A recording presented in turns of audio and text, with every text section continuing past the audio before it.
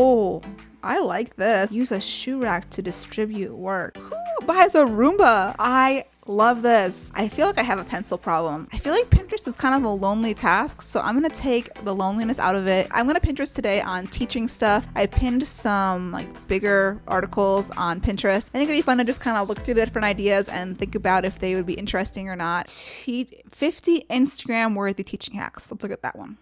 Let's see what we have. Store paint in old soap dispensers.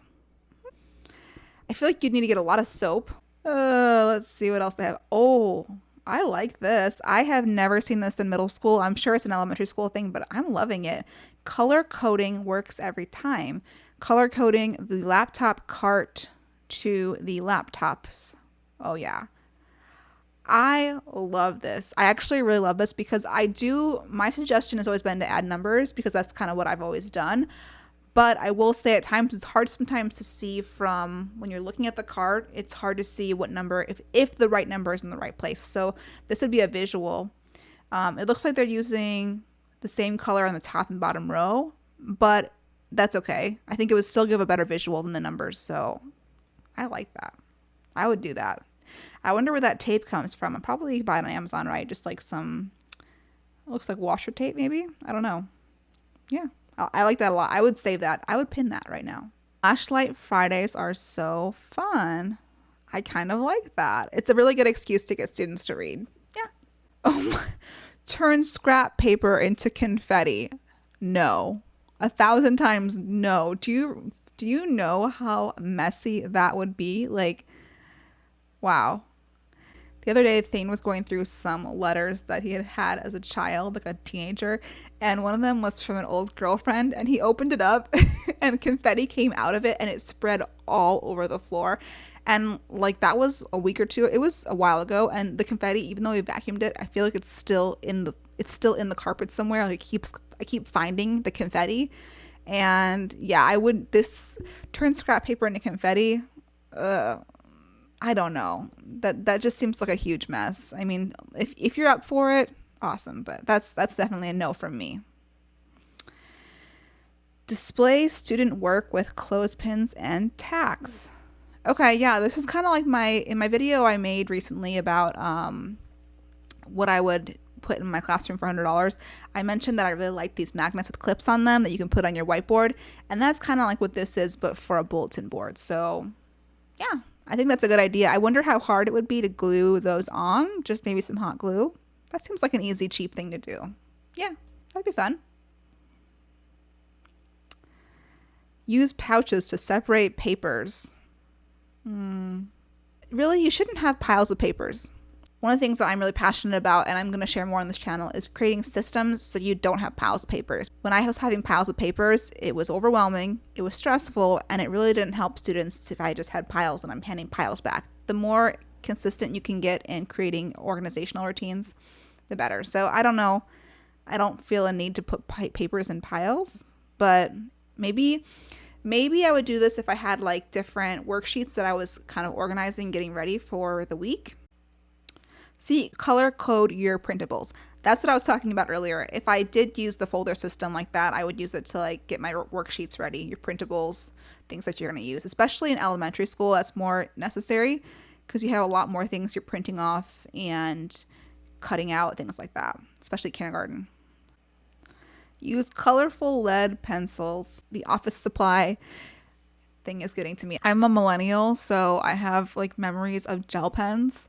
Please tell me if you have had a gel pen. I loved gel pens. I don't even know if they sell those anymore, but I just remember it was like 7th or 8th grade. It was 7th grade. I got a pack of gel pens and it was like the best thing ever. This is hitting my inner gel pen, like 7th grade. Use a fun screensaver to keep track of your devices. Ooh, I like that actually. Yeah, then you can tell students which one to go to, which one to use.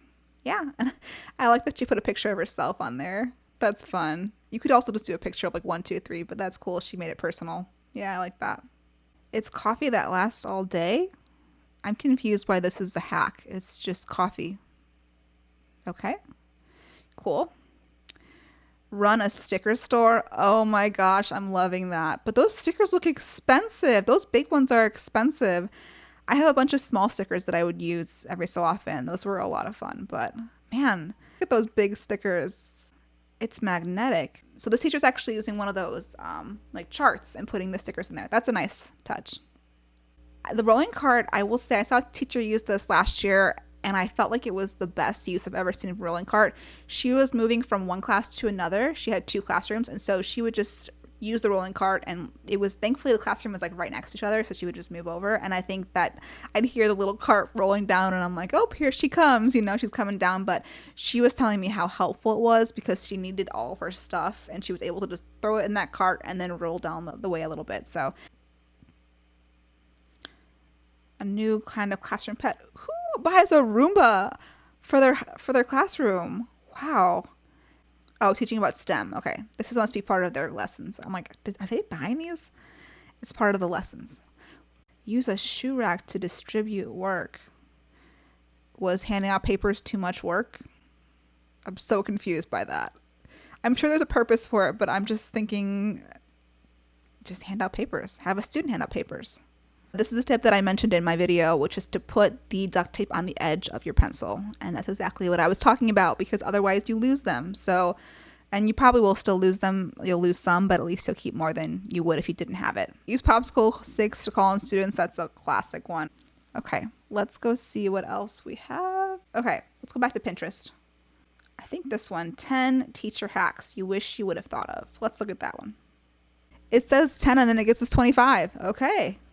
All right, we have color-coded supply caddies for desks. Okay, yes, I agree. In the video that I talk about how to set up your classroom in a day, I mentioned having containers for materials. And I mentioned just putting everything in one, like all the crayons, all the glue sticks, but you can also be more like this, especially if you have tables. This is actually a great way to go. I love how they're color-coded. Wow, that's a lot of thought with that. But also I love that would be really great because then you could see if you're missing some, you would know whose table it was missing from. It looks like it's pinned from a primary kind of life, some kind of primary blog, and that makes a lot of sense because that's what I would do in more of a primary class, especially like a kindergarten or 1-2. Crayon bins that match the color of crayons. Ah, cool. Yeah, I like that. When I'm thinking about students grabbing materials, sometimes I like them to just grab a bucket so that way they can sit down and just not be up and down all the time. But sometimes it's nice for them to go up and down and grab all the different colors. Makeup remover pads as dry board erasers. You could maybe attach it somehow to the board or create a system where students take them in and out so you're not losing them. It's definitely much better than like a Kleenex, you know, less waste. Stop passing out papers. Today's handouts. Yeah, I would agree. I would say find ways that you can have students become more independent for their work. And that's why I do the whole notebook in a crate, or you can have students help pass things out or have something as I walk in. But I agree with that. Oh my gosh, I love this. Pencil, sign, grab, return, erase. Yes, I love this. I love the little tape. And the teacher here is using the clips that you can buy at Dollar Tree. So I don't know why I've never done this before. I'm going to steal this. Like, this is going on my board right now by itself. I'm pinning it. And this is why I like to Pinterest at times. Every so often I find an idea that I'm like, yes, definitely using that. Wish I had known that earlier. Well, we'll see how it works. Sometimes you see an idea, it looks really awesome, and then it doesn't always pan out. Losing pencils is one of those things that I just have always struggled with because, yeah, seems like they just disappear. They grow legs. Another way to keep track of pencils. Okay, I feel like I have a pencil problem. Every time I see a pencil thing, I'm like, I need this. What would be nice about this versus signing it out is that you would be able to visually see at the end of the period how many pencils you have and how many pencils are missing. And there wouldn't be accountability with whose pencil was whose, but it would still give you a reminder to say, hey, turn in your pencils. I'll do one more and then we'll be done. Okay. A stage. That looks like fun. Oh, QR codes. This QR code management system streamlines 2 very distracting bad habits that my students have year after year. Coming into class late and being absent from class wondering, what did I miss? Now those 2 questions are answered by simply pointing back to our QR code station and a quick scan. This would be very helpful, especially for those older grades. I would say junior high, middle school, high school. I think what it does is it builds independence and it removes you from the equation as a teacher. I think the more you can be like, do this, and there's a system and procedure that students are following.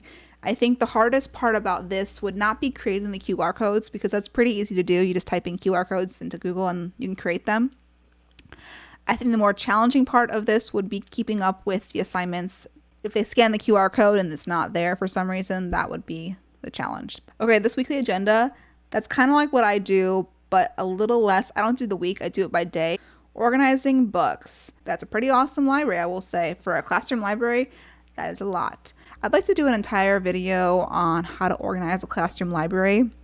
I have a few teacher friends that I think would be a great resource that I could bring on and we could have a conversation, because there's not really one way to do it, but there are different strategies that you can use when organizing a library and getting books and all that process. So if you're interested in that, let me know.